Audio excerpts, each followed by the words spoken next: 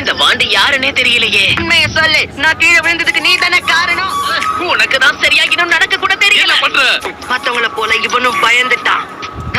நான் யாருங்கிற விஷயம் தெரிஞ்சிருச்சுல, இனி கண்டிப்பா என் மேல கை வைக்க மாட்டான். நினைச்சேன் மூணாவது ஹோக்காக என் தாத்தான தெரிஞ்சது இப்ப உனக்கு நடுங்குது இல்ல. நீ யாருடைய பேரனா இருந்தா எனக்கு என்ன, இத வாங்கிக்க.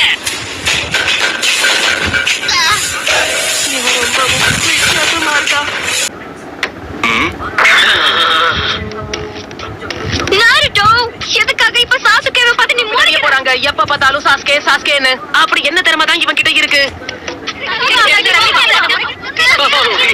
சாரி, தெரியாம கைப்பற்றுச்சு. என்ன நடக்குது? நான் பாக்குறது கனவா?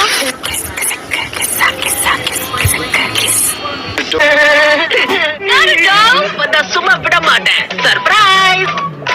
இருக்கிற பிரச்சனை எல்லாம் தீர்க்கிறேன். ஆனா இப்படி பண்றது எனக்கு ரொம்ப பிடிச்சிருக்கு. இதை நான் எப்படி எடுத்துக்கிறது? எல்லார பத்தியும் எனக்கு வந்திருக்க புரிதல், நீங்க எல்லாருமே முட்டாளுங்க.